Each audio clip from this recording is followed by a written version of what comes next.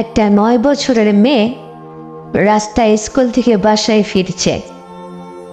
হঠাৎ সে থমকে দাঁড়ায়।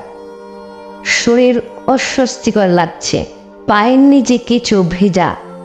সে বুঝতে পারছে না কি হচ্ছে তার সাথে। চারপাশের কিছু মানুষ তাকিয়ে আছে। একজন তো ফোন বের করে ছবি তুলছে, আর মেয়েটা সে কাঁপতে কাঁপতে 2 হাত দিয়ে নিজের মুখ ঢেকে দাঁড়িয়ে আছে আর কাঁদছে। আর কি হয়েছে, কেন সবাই হাসছে আমার দিকে তাকিয়ে?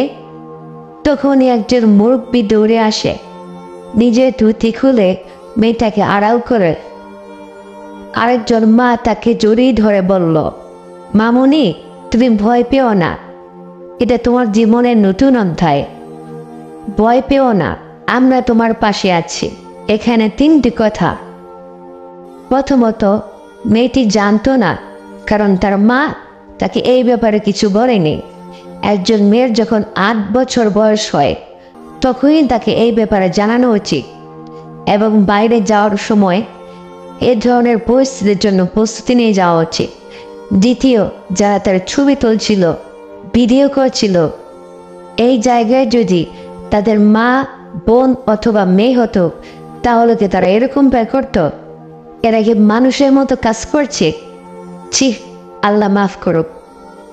তৃতীয়, পর্দার মেয়েদের সম্মান বাড়ায়, কুনজর থেকে রক্ষার উপায়। সে মেয়েটি যদি পর্দা করে বের হতো, তাহলে তার অবস্থা এতটাও খারাপ হতো না। তার ছবি বা ভিডিও করা হলেও চেহারা দেখা যেত না, ইত্যাদি। আল্লাহ পাক পর্দার হুকুম দিয়েছেন। যারা মুসলমান হয়েও পর্দার বিরোধিতা করেন, পর্দাকে অসুবিধার কারণ মনে করেন। আবার অনেকে বলে, পর্দা করার পরে তো মেয়েরা ধর্ষণের শিকার হয়, তাহলে পর্দা করে লাভ কি? তাদের বলবো, আপনার জ্ঞান কি আল্লাহর থেকে বেশি হয়ে গেছে? যদি যত্ন রাখার পরও টাকা হারিয়ে যায়, তারপর কোনো মাথা মোটা কি বলবে?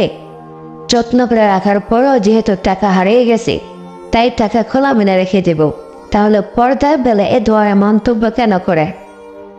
আল্লাহ পাক আমাদের বোঝার এবং আমল করার তৌফিক দান করুক। আমিন।